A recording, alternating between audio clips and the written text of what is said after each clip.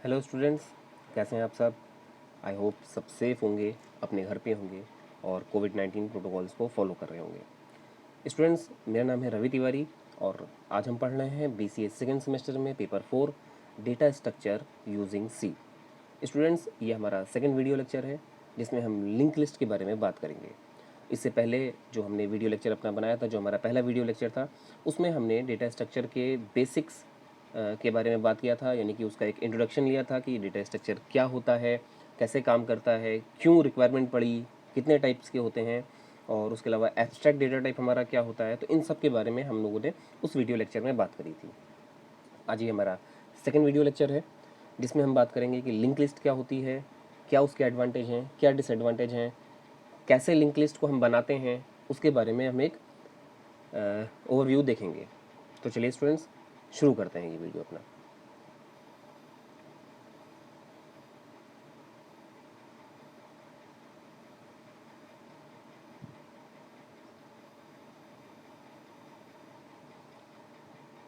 Students, link list भी same ऐसा ही element है, ऐसा ही डेटा टाइप है जैसे कि हमारा एरे है। जैसे आप सबने ऑलरेडी बीसीए फर्स्ट सेमेस्टर में पढ़ा हुआ है, तो आप जानते हैं कि एरे हमारा क्या होता है। एरे एक लीनियर डेटा स्ट्रक्चर होता है या एक ड्राइव्ड डेटा टाइप है जो एक ही टाइप की वैल्यू को होल्ड करने का काम करता है। सेम इसी की तरीके से लिंक लिस्ट भी होता है स्टूडेंट्स। बस लिंक लिस्ट में थोड़ा सा चेंज ये है कि इसमें एक ही टाइप की वैल्यू को रखने की कोई ऐसी बाउंडेशन नहीं है, इसमें आप वैल्यू के टाइप को चेंज कर सकते हो। और जो सेकंड सबसे बड़ा डिफरेंस है लिंक लिस्ट में वो ये है कि इसमें डेटा को एक साथ स्टोर करके रखने की ज़रूरत नहीं है। जैसे एरे के अंदर होता है, आप सारे डेटा को एक साथ ही स्टोर करके रखते हो, यानी कि अगर किसी को एरे का बेस एड्रेस पता चल जाए, पहले एलिमेंट का एड्रेस पता चल जाए, तो वो बाकी एलिमेंट को ईजिली एक्सेस कर सकता है। तो लिंक लिस्ट के साथ ऐसा नहीं है। लिंक लिस्ट के अंदर एक एलिमेंट अगर ए पोजीशन पर है तो दूसरा एलिमेंट बी पोजीशन पर होगा और तीसरा एलिमेंट सी पोजीशन पर, यानी कि उनकी जो पोजीशन होगी वो एक साथ ना होकर के अलग अलग लोकेशन के ऊपर एलिमेंट उसके स्टोर होंगे। ठीक है स्टूडेंट। और जो सेकंड डिफरेंस है कि एरे जो हमारा होता है वो सिर्फ और सिर्फ एलिमेंट को स्टोर करने का काम करता है, लेकिन जो लिंक लिस्ट है ये एलिमेंट को तो स्टोर करता ही करता है, साथ साथ जो सेकंड हमारा लिंक लिस्ट का जो एलिमेंट है, जो सेकंड हमारा जो डेटा आइटम है उसका जो एड्रेस है ये उसको भी अपने पास स्टोर करके रखता है। ठीक है स्टूडेंट्स, तो चलिए एक बार देख लेते हैं क्या होता है। A link list is a linear data structure just like that array, ये भी एक लीनियर डेटा स्ट्रक्चर है in which the elements are not stored as contiguous memory location. और इसके अंदर जो भी हमारे एलिमेंट हैं वो एक साथ नहीं स्टोर होते हैं, कंटिजियस मेमोरी लोकेशन पे स्टोर नहीं होते हैं, वे अलग अलग लोकेशन के ऊपर स्टोर होते हैं। ठीक है। अगर इनको अदर वर्ड्स में हम इसको बोलें तो ऐसे बोल सकते हैं, अ link list is a linear data structure that collects various element and a single element is called node. यानी कि बहुत सारे एलिमेंट को ये कलेक्ट करके अपने पास रख सकता है, वो सब वेरियस टाइप के हो सकते हैं। और जो एक एलिमेंट इसका होता है, जो सिंगल एलिमेंट होता है, उसको बोलते हैं नोड। नोड स्टूडेंट एक बहुत इंपॉर्टेंट टर्म है जिसको हम पूरा लिंक लिस्ट, स्टैक, क्यू, जितना भी आप डेटा स्ट्रक्चर पढ़ोगे उसमें ये टर्म बहुत कॉमन होगा और बार बार आएगा। नोड एक्चुअली में स्टूडेंट्स कोई प्री डिफाइंड वर्ड नहीं है, ये हमने ही बनाया है, एक हमारा ही बनाया हुआ टर्म है। नोड यानी कि जो लिंक लिस्ट आप बनाते हो, जो उसके जो पूरा एक एलिमेंट होता है, उस पूरे एलिमेंट को नोड बोला जाता है, जिसमें दो पार्ट होते हैं। पहला पार्ट जो होता है उसके अंदर हमारा डेटा रखा होता है, और जो सेकंड पार्ट होता है उसके अंदर एड्रेस रखा होता है। किसका एड्रेस? जो नेक्स्ट हमारा जो एलिमेंट है, जो नेक्स्ट लिंक लिस्ट का जो एलिमेंट है उसका एड्रेस रखा होता है इसके पास। यानी कि अगर आपने सपोज एक एलिमेंट बनाया तो उसके दो पार्ट होंगे, पहले पार्ट के अंदर डेटा रखा होगा और दूसरे पार्ट के अंदर एड्रेस रखा होगा। ठीक है स्टूडेंट्स, चलिए देखते हैं आगे। तो link list is a sequence of links which contains item. Link list क्या है? सीक्वेंस है बहुत सारे लिंक्स की जो आइटम्स को कंटेन करके रखती हैं। Each link contain a connection of another link, यानी कि जो अभी मैंने बताया कि जो लिंक लिस्ट है वो आइटम्स को, डेटा आइटम्स को तो कलेक्ट करके रखती ही रखती है, लेकिन साथ साथ जो अनदर लिंक है, जो दूसरा हमारा डेटा आइटम है, उसके एड्रेस को भी ये अपने पास स्टोर करके रखती है। ठीक है स्टूडेंट, चलिए आगे देखते हैं। Link list is the second most used data structure after array. Link list क्या है? सबसे ज़्यादा यूज़ होने वाला डेटा स्ट्रक्चर है आफ्टर एरे। एरे अपने आप में एक बहुत अच्छी चीज़ है, लेकिन एरे में कुछ लिमिटेशंस थी जिसकी वजह से हमें लिंक लिस्ट को बनाना पड़ा, उसका यूज़ करना पड़ा। क्या है लिमिटेशंस, वो भी आगे हम बात करेंगे। चलिए आगे देख लेते हैं क्या है। Following are the important terms to understand the concept of link list. क्या क्या टर्म्स हैं जिनका हमें ज़रूरत पड़ती है, चलिए देख लेते हैं। पहला है डेटा और सेकंड है नेक्स्ट।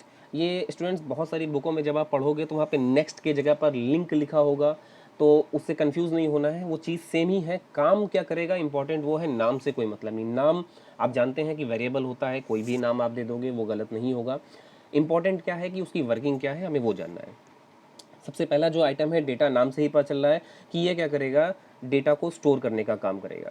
और सेकंड पार्ट जो होगा नेक्स्ट, वो क्या काम करेगा, वो नेक्स्ट जो हमारा डेटा आइटम होगा, जो नेक्स्ट हमारा एलिमेंट होगा, उसका एड्रेस स्टोर करने का काम करेगा। देख लीजिए किस तरीके से ये एक्चुअली में बनता है। देखिए ये जो आप इमेज देख रहे हैं जिसमें हेड हेड इंडिकेट कर रहा है डेटा और नेक्स्ट को, ये जो पूरा डेटा और जो नेक्स्ट ये दो पार्ट मिल रहे हैं, ये पूरा कंबाइंड जब बन जाएगा तो इसको बोला जाएगा नोड। ये जो पूरा डेटा और नेक्स्ट है, जब इन दोनों को आप कंबाइंड करोगे तो ये बोला जाएगा नोड। और नोड कोई प्री डिफाइंड एलिमेंट नहीं है, कैसे बनती है नोड इसके बारे में भी अभी हम लोग बात करेंगे, ठीक है। और ये जो नेक्स्ट होगा ये क्या काम करेगा, ये स्टोर करेगा एड्रेस किसका, नेक्स्ट वाले डेटा आइटम का, यानी कि नेक्स्ट नोड का। जी, ये जो सेकंड वाला आप डेटा और नेक्स्ट देख रहे हैं, इसका जो एड्रेस होगा ये कहाँ पे होगा, ये पहले वाले के नेक्स्ट पार्ट में स्टोर होगा। इसी तरीके से दूसरे वाले के पास तीसरे का एड्रेस होगा, और तीसरे के बाद क्योंकि स्टूडेंट्स कुछ नहीं है, चौथा एलिमेंट हमारे पास नहीं है, फोर्थ एलिमेंट हमारे पास नहीं है, तो क्या होगा, जो थर्ड वाले का जो एड्रेस पार्ट होगा, जो नेक्स्ट पार्ट होगा, उसके अंदर हमारा नल स्टोर होगा। नल ये बताएगा कि आगे कोई भी एलिमेंट नहीं है, हमारा ये जो एलिमेंट है यही लास्ट एलिमेंट है। ठीक है स्टूडेंट्स, इतना क्लियर हो गया। चलिए आगे देखते हैं, क्या नीड है लिंक लिस्ट की, क्यों ज़रूरत पड़ी। Array can be use to store linear data of similar types. Array already हमारा एक डेटा आइटम था जो डेटा को स्टोर करने का काम कर रहा था, डेटा टाइप हमारे पास पहले से था। But array have the following limitations. क्या क्या लिमिटेशंस हैं, चलिए देख लेते हैं। The size of array is fixed. Array की साइज़ क्या होती है, फिक्स्ड होती है। जानते हैं स्टूडेंट्स, हम सब फर्स्ट सेमेस्टर में पढ़ चुके हैं ऑलरेडी कि जब भी हमें एरे को यूज़ करना होता है तो हमें उसका साइज़ पहले से ही बताना पड़ता है, क्योंकि सी लैंग्वेज के अंदर अगर उसका साइज़ आप पहले से नहीं बताओगे और आप सोचोगे कि मैं रन टाइम पे उसका साइज़ दूं, तो वहाँ पर क्या होगा, फिर आपको एरर आएगी और उसको आप फिर सॉल्व करना पड़ेगा। यानी कि जब आप एरे को अपने डिक्लेयर कर रहे हो उसी टाइम पे उसका साइज़ आपको बताना पड़ेगा। So we must know the upper limit on the number of elements in advance. तो क्या कह रहे हैं, क्योंकि एरे का साइज फिक्स होता है तो हमको उसकी जो अपर लिमिट है, यानी कि जो मैक्सिमम एलिमेंट है, उसके बारे में पहले से जानकारी होनी चाहिए। यानी कि सपोज़ अगर मैं आपकी क्लास के लिए कोई एक सॉफ्टवेयर बना रहा हूँ और उसमें मुझे एरे का यूज़ करना है, तो अगर आपकी क्लास में 52 स्टूडेंट्स हैं तो मुझे 52 स्टूडेंट्स के लिए एरे को पहले से ही डिफाइन करना पड़ेगा। ठीक है स्टूडेंट्स, तो मुझे मैक्सिमम लिमिट यहाँ पर पता होना चाहिए। अगर मैक्सिमम लिमिट मुझे नहीं पता होगी तो फिर मुझे उस सॉफ्टवेयर को बनाने में दिक्कत आएगी, क्योंकि अगर मैं 52 से ज़्यादा लूँगा तो मेरा स्पेस वेस्ट होगा, और अगर 52 से कम लूँगा तो क्या होगा, 52 से अगर मैं मान लो 48, 47, 46 लेके चलता हूँ तो बाकी के जो एलिमेंट होंगे वो मेरे इसके अंदर स्टोर नहीं हो पाएंगे, क्योंकि आप जानते हैं एरे में एक ही बार जो होता है वो एलिमेंट को हम फिक्स कर देते हैं उसका साइज़, और उसके अंदर एलिमेंट स्टोर करते हैं। और अगर हमें बाद में एलिमेंट और बढ़ाने होते हैं तो फिर हमें वापस से जाकर के उसके साइज़ को बढ़ाना पड़ता है, बिना हम साइज़ को इंक्रीज़ किए। जहाँ पर हमने एरे को डिक्लेयर किया है वहाँ पे अगर उसका साइज़ हम इंक्रीज़ नहीं करेंगे, बढ़ाएंगे नहीं, तो फिर हम क्या कर सकेंगे, हम उस एलिमेंट को स्टोर नहीं करा पाएंगे जो आगे का एलिमेंट है। ठीक है स्टूडेंट्स, चलिए आगे देखते हैं क्या कह रहा है। The size of array is fixed, so we must know the upper limit on the number of elements in advance. Also, generally the allocated memory is equal to the upper limit irrespective of the uses. अब देखिए student, बात वही हो रही है कि कई बार होता है कि हम अपर लिमिट तो ले लेते हैं बट हमारे पास उतना डेटा नहीं होता है जितना हमें अपर लिमिट के लिए चाहिए होता है। सपोज़ अगर हम कोई नए सेमेस्टर के लिए, मैं किसी स्टूडेंट के लिए एक रिकॉर्ड बना रहा हूँ, जो नया बैच हमारा आने वाला है, जो उसके लिए अगर मैं एक सॉफ्टवेयर बना रहा हूँ, तो हमारे पास 120 सीट्स हैं, तो मैं जनरली एक जो सॉफ्टवेयर बनाऊंगा वो 120 सीट्स के अकॉर्डिंग ध्यान में रख करके बनाऊंगा। बट स्टूडेंट्स, अगर मान लीजिए एडमिशन हमारे 100 स्टूडेंट्स के होते हैं, तो वो जो 20 स्टूडेंट्स का जो हमारा डेटा पेंडिंग रह जाएगा, वो क्या होगा, वो जो स्पेस होगा वो हमारा वेस्ट होगा, क्योंकि वहाँ पर हम कोई भी नया डेटा अपना स्टोर नहीं करा पाएंगे, क्योंकि हमारे पास तो एलिमेंट जो है वो 100 ही है, और हमने जो लिमिट ले रखी है वो 120 की ले रखी है। तो जो 20 हमारा स्पेस होगा, वो जो 20 अगर इंटीजर में लेंगे तो 2 बाइट का, या कैरेक्टर में लेंगे तो 1 बाइट का, जो भी हमारा स्पेस वहाँ पर हो रहा होगा, वो क्या होगा, हमारा वेस्ट होता रहेगा, और वो कभी भी यूज़ में नहीं आ पाएगा। लेकिन मेमोरी में उतना स्पेस वो ऑक्यूपाई करके रखेगा, वहाँ पे हम कोई अदर चीज़ अपनी स्टोर नहीं करा पाएंगे। ठीक है स्टूडेंट्स, ये पॉइंट समझ में आया। चलिए आगे देखते हैं। Inserting a new element in N array of element is expensive because the room has to be created for the new element, and to create room existing elements have to be shifted। क्या कह रहे हैं students, पहले तो new element array के अंदर store करना एक अपने आप में ही बहुत बड़ा टास्क है। कैसे? क्योंकि मान लीजिए अगर हम किसी 10 एलिमेंट के लिए मैं एरे में काम कर रहा हूँ और 10 एलिमेंट मेरे ऑलरेडी फिल हैं, और अगर मुझे 11th एलिमेंट वहाँ पर ऐड कराना है, तो सबसे पहले तो मुझे एरे का साइज़ इंक्रीज़ करना होगा। उसके लिए मुझे पूरी कोडिंग में सबसे ऊपर जाना पड़ेगा। आप जानते हैं सी प्रोसीजरल प्रोग्रामिंग लैंग्वेज है, यानी जहाँ पे हमने एरे का साइज़ फिक्स किया है, वहाँ जा करके हमें उसके साइज़ को क्या करना पड़ेगा, इंक्रीज़ करना पड़ेगा।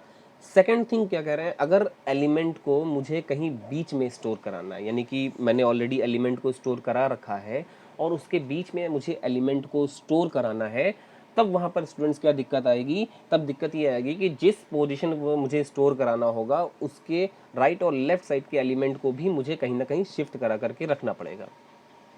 ठीक है स्टूडेंट्स, क्या कह रहे हैं देखिए फिर से। Inserting a new element in an array of element is expensive, costly हो जाता है, क्योंकि because the room has to be created for the new element, उनके लिए हमें अलग से रूम क्रिएट करना पड़ेगा। And to create room existing element have to be shifted, और अगर मुझे बीच में कहीं पे किसी एलिमेंट के लिए रूम क्रिएट करना है, तो जो उसके आगे के जो भी एलिमेंट होंगे, उसके राइट साइड के जो भी एलिमेंट होंगे, मुझे क्या करना पड़ेगा, उन सबको शिफ्ट करना पड़ेगा एक एक पोजीशन आगे। तो इसके लिए मुझे अलग से कोडिंग करनी पड़ेगी, तो जो कि मेरा टाइम भी वेस्ट होगा और कॉस्ट भी उसमें जो प्रोजेक्ट मेरा होगा उसकी बढ़ जाएगी। ठीक है स्टूडेंट्स, ये 2 पॉइंट क्लियर हो गए। चलिए आगे देखते हैं अब क्या बात हो रही है। अब हो रही है representation of link list. Link list को कैसे रिप्रेजेंट किया जाता है। A link list is represented by a pointer to the first node of the link list. The first node is called the head. जो अभी हम लोगों ने डायग्राम में देखा था कि लिंक लिस्ट को रिप्रेजेंट हम किससे करते हैं, एक पॉइंटर की हेल्प से करते हैं, जिसको हम फर्स्ट नोड भी बोलते हैं, जिसे फर्स्ट नोड को हम किस नाम से जानते हैं, हेड के नाम से जानते हैं। और ये जो हेड है स्टूडेंट्स, ये सिर्फ और सिर्फ एक सिंगल पॉइंटर होता है जो पहले एलिमेंट का, पहले नोड का एड्रेस अपने पास रखता है। इसके पास कोई डेटा नहीं होगा, सिर्फ और सिर्फ क्या होगा, एक एड्रेस होगा, किसका, पहले वाले एलिमेंट का। ठीक है स्टूडेंट, जो पहला हमारा नोड होगा उसका एड्रेस कहाँ होगा, इसी हेड के पास होगा, और ये हेड पूरे जो हम प्रोग्राम बनाएंगे उसमें ये सेफ रहेगा, इसका नाम कभी भी चेंज नहीं होगा, इसका नाम हमेशा हेड ही रहेगा। If the link list is empty then the value of the head is null. यानी कि अभी तक अगर आपने कोई भी लिंक लिस्ट अपनी क्रिएट नहीं करी है, कोई नोड अपनी क्रिएट नहीं करा है, तो उस कंडीशन में हेड के पास क्या स्टोर रहेगा, नल स्टोर रहेगा। यानी कि उस समय हेड बोल देगा कि मेरे पास कोई भी वैल्यू स्टोर नहीं है, नल स्टोर है। ठीक है स्टूडेंट्स, ये समझ में आया। चलिए आगे देखते हैं।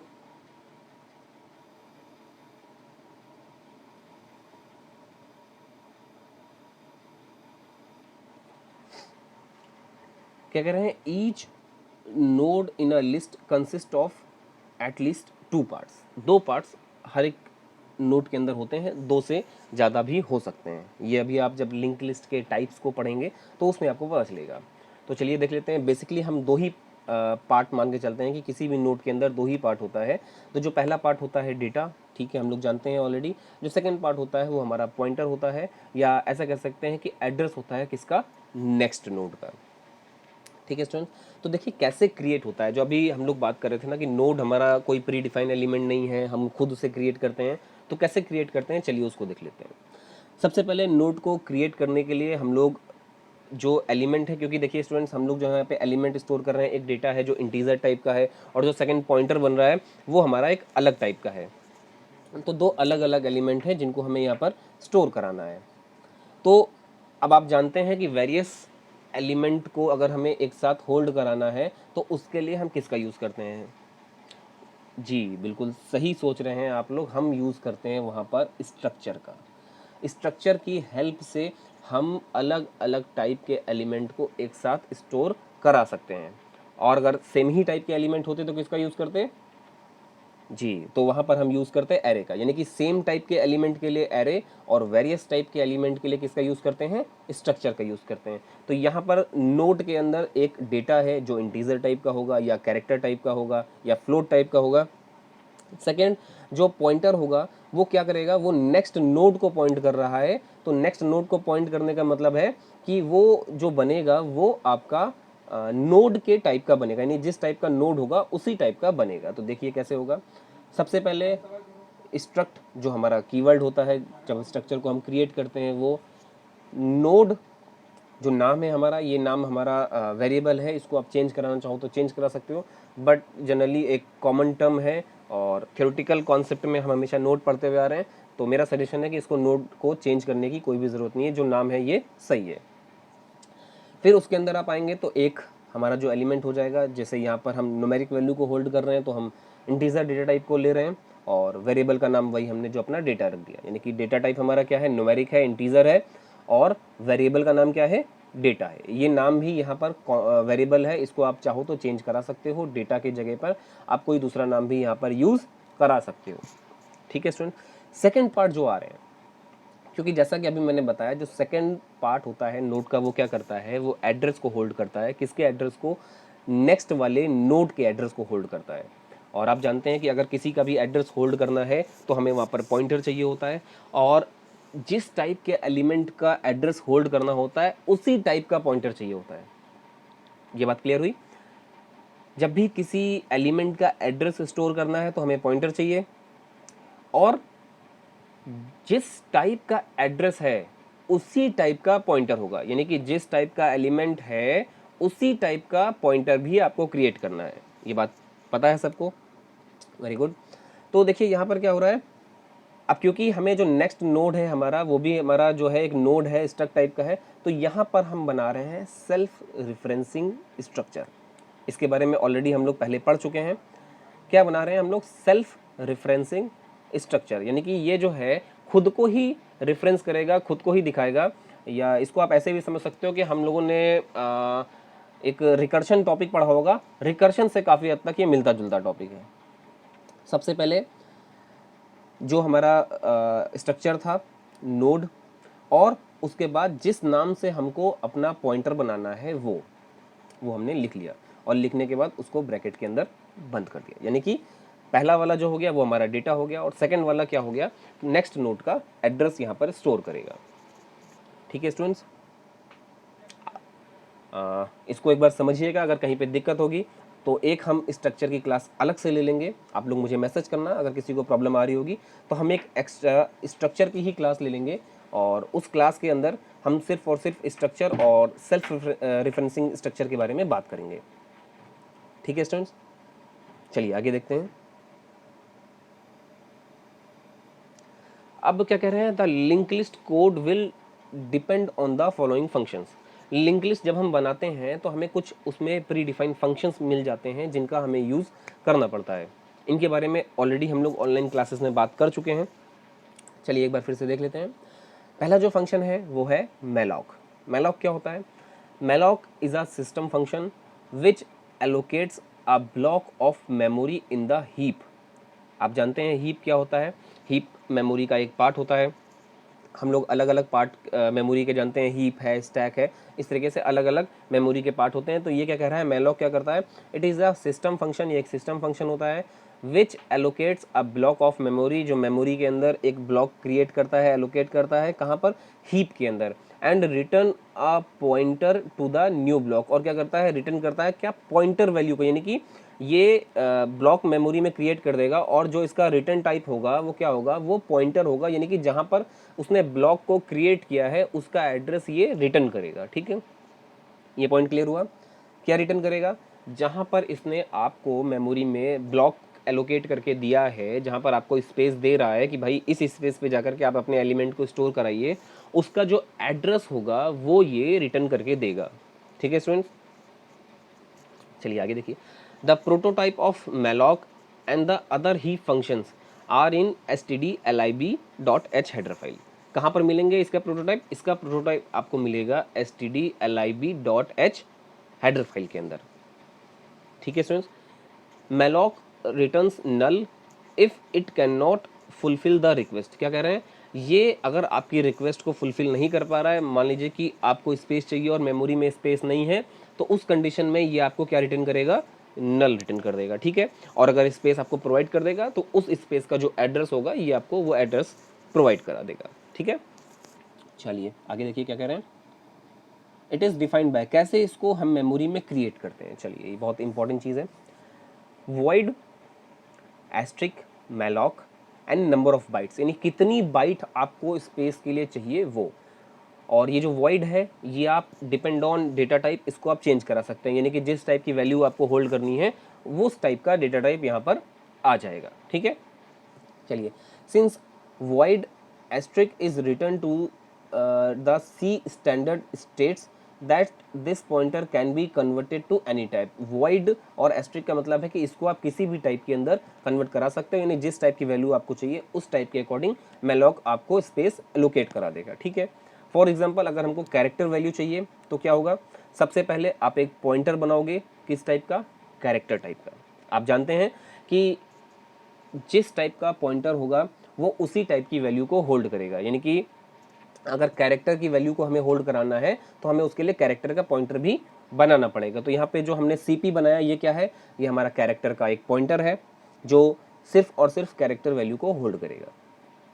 ठीक है, अब देखिए क्या कह रहे हैं। CP इक्वल्स टू, क्योंकि हमें यहाँ पर कैरेक्टर का ही स्पेस चाहिए था तो हमने कैर लिखा, एस्ट्रिक लिखा और malloc फंक्शन का यूज़ करा, और उसके बाद नंबर ऑफ बाइट हमने कह दिया कि हमें 100 बाइट का स्पेस चाहिए।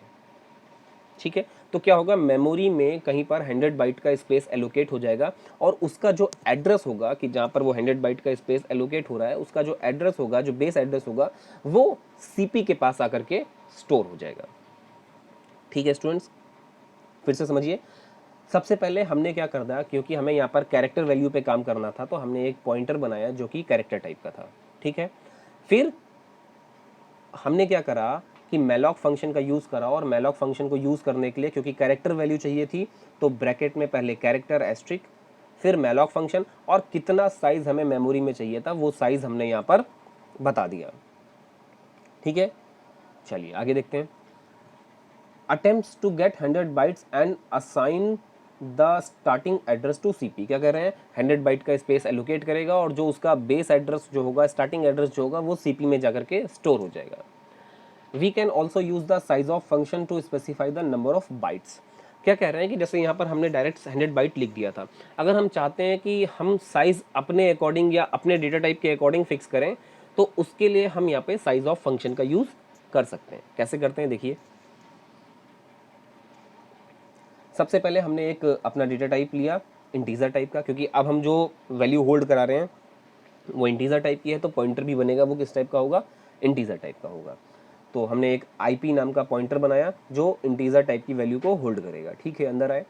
अब वहाँ पर कैरेक्टर वैल्यू थी स्टूडेंट, यहाँ पर हमारी इंटीजर वैल्यू, तो हमने ब्रैकेट में इंटीजर और एस्ट्रिक लिखा, फिर अपने malloc फंक्शन को कॉल किया, और सपोज ऐसे कि हमें 100 एलिमेंट को स्टोर करना था तो हमने 100 लिखा और इनटू साइज ऑफ इंट, यानी कि इंट जो है जितने साइज का होगा वो और मल्टीप्लाई हो जाएगा 100 से, यानी कि कई सारे कंपाइलर में आप जानते हैं कि जो एडवांस कंपाइलर आ रहे हैं वहाँ पे इंटीजर 4 बाइट का होता है, तो 4 इंटू 100 होगा तो 400 बाइट का स्पेस मेमोरी में मिल जाएगा। अगर आप ओल्ड कंपाइलर के ऊपर काम कर रहे हैं जहाँ पे इंट अभी भी 2 बाइट का होता है तो 2 इंटू 100 यानी कि 200, और मेमोरी में 200 का स्पेस एलोकेट हो जाएगा, और जो उसका स्टार्टिंग एड्रेस जो होगा, जो उसका बेस एड्रेस होगा, वो कहाँ पे आ जाएगा?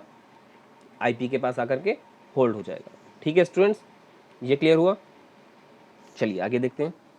एक और फंक्शन स्टूडेंट्स हम जिसका बहुत ज़्यादा यूज़ करते हैं वो क्या है? वो है हमारा फ्री फंक्शन। फ्री क्या है? Free is the opposite of malloc। ये क्या होता है? malloc का जस्ट अपोजिट फंक्शन है। क्या काम करता है? विच डी एलोकेट्स मेमोरी, यानी कि malloc अगर मेमोरी को एलोकेट करता है तो फ्री फंक्शन क्या करता है, उसको डी एलोकेट करने का काम करता है। The argument to free is a pointer to a block of memory in the heap, a pointer which obtain by a malloc function. क्या कह रहे हैं, जो आर्गुमेंट आप फ्री पॉइंटर के लिए दोगे वो क्या करेगा, जो भी वहाँ पर स्पेस होगा वो उस स्पेस को हटा देगा और मेमोरी को रिलीज कर देगा, ठीक है। The advantage of free function is simply memory management when we no longer need a block, यानी कि जैसे मेरा काम खत्म हो गया है और मुझे अब उस ब्लॉक की ज़रूरत नहीं है, तो मैं उस ब्लॉक में जो भी हमारा डेटा है उसको फ्री कर दूंगा कि अब आप यहाँ पर दूसरी वैल्यू को होल्ड करा सकते हो, ठीक है स्टूडेंट्स, ये क्लियर हुआ। चलिए, तो आज के लिए स्टूडेंट्स हम बस यहीं पे रखते हैं। इसके आगे का जो कॉन्सेप्ट है हमारा वो है लिंक लिस्ट का क्या कॉन्सेप्ट है, एडवांटेज क्या है लिंक लिस्ट के, डिसएडवांटेज क्या है, और उसके बाद हम लोग देखेंगे कि किस तरीके से हम लोग एक्चुअल प्रोग्राम में लिंक लिस्ट को इम्प्लीमेंट करते हैं, ठीक है स्टूडेंट। तो आज के इस वीडियो लेक्चर में हम लोगों ने क्या क्या देखा। सबसे पहले हमने देखा कि लिंक लिस्ट हमारी क्या होती है। तो सर लिंक लिस्ट क्या होती है, लिंक लिस्ट हमारा एक लीनियर डेटा स्ट्रक्चर है, कलेक्शन ऑफ वेरियस एलिमेंट है, एक लीनियर डेटा स्ट्रक्चर है, यानी कि एक लीनियर वे में डेटा को स्टोर करने का काम करता है और एक बहुत सारे एलिमेंट को अपने पास स्टोर करता है। और जो हर एक एलिमेंट जो इसका होता है वो अपने में दो पार्ट स्टोर करके रखता है। जो पहला पार्ट होता है उसको क्या बोलते हैं, डेटा बोलते हैं। जो सेकंड पार्ट होता है उसको लिंक बोलते हैं या उसको पॉइंटर बोलते हैं, जो क्या करता है नेक्स्ट वाले एलिमेंट का, नेक्स्ट वाले नोड का एड्रेस होल्ड करता है, ठीक है स्टूडेंट। और जो ये दो पार्ट होते हैं डेटा और जो एड्रेस यानी कि लिंक, इन दोनों पार्ट को जब हम कंबाइन करते हैं तो इसको हम लोग नोड बोलते हैं, ठीक है स्टूडेंट्स। चलिए, और ये हमने एक उसका बेसिक सा स्ट्रक्चर देखा था कि किस तरीके से होता है। हेड जो होता है ये हमारा सिर्फ एक पॉइंटर होता है जो एड्रेस होल्ड करता है किसका, फर्स्ट वाले एलिमेंट का, यानी फर्स्ट वाले नोड का। और उसके बाद फर्स्ट वाले नोड की अगर बात किया जाए तो उसमें डेटा पार्ट में हमारी वैल्यू होगी और नेक्स्ट पार्ट में क्या होगा, सेकंड वाले नोड का यानी सेकंड वाले एलिमेंट का एड्रेस जो होगा वो यहाँ पर स्टोर होगा। इसी तरीके से सेकंड वाले के पास थर्ड वाले का एलिमेंट होगा और थर्ड वाले एलिमेंट के पास क्या होगा, क्योंकि फोर्थ एलिमेंट नहीं है तो उसके डेटा पार्ट में तो उसकी डेटा वैल्यू होगी, लेकिन जो उसका एड्रेस पार्ट होगा, जो उसका नेक्स्ट पार्ट होगा, जो उसका लिंक पार्ट होगा, उसके अंदर क्या होगा, वहाँ पर नल स्टोर होगा, ठीक है स्टूडेंट्स।